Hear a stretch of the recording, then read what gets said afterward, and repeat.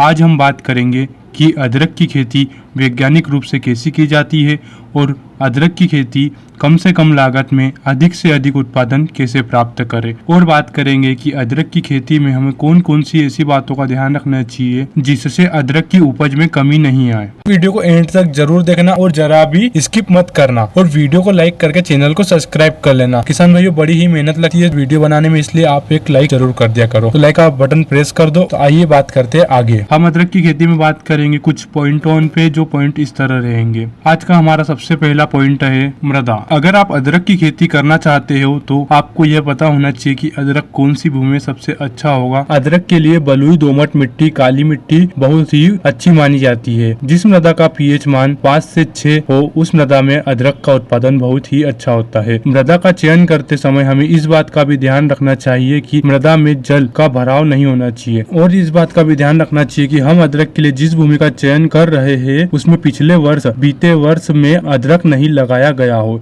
इस तरह की भूमि अदरक के लिए बहुत ही अच्छी मानी जाती है। अब बात करते हैं दूसरे पॉइंट पे, खाद एवं उर्वरक। अदरक एक लंबी फसल है जिसको पोषक तत्वों की आवश्यकता बहुत ही अधिक मात्रा में पड़ती है। सबसे पहले बात करेंगे हम गोबर की खाद के बारे में। अब 250 से 300 कुंटल प्रति हेक्टेयर की दर से गोबर की खाद हमें खेत में छिड़काव कर देना चाहिए और 20 कुंटल प्रति हेक्टेयर नीम की खली खेत में छिड़काव कर देना चाहिए। उसके बाद हम रासायनिक खादों की बात करें तो इसमें 75 केजी नाइट्रोजन, 50 केजी फास्फोरस और 50 केजी पोटास और 6 केजी जिंक प्रति हेक्टेयर की दर से हमें खेत में छिड़काव कर देना चाहिए। अगर फसल को खाद अच्छी मात्रा में मिलेगा जब भी वह अच्छे से ग्रो करेगी और अच्छे से अच्छा उत्पादन दे पाएगी। इसलिए अदरक की खेती में हमें खाद का विशेष रूप से ध्यान रखना चाहिए। अब बात करें बीजों की। हमें अदरक के लिए कैसे बीजों का चयन करना चाहिए। अदरक का बीज उस फसल से लेना चाहिए जो फसल को 6 से 8 महीने खेत में लगे हुए हो चुके हो और अगर 6 महीने से पुरानी अदरक की फसल में से हम बीजों का चयन करते हैं तो वो बीज पूर्ण रूप से पके हुए नहीं होते हैं, जिसके कारण वो अंकुरण नहीं कर पाते हैं। और अदरक के बीजों का हमें यह भी ध्यान रखना चाहिए कि अंकुरण में 3 से 4 अंकुरण या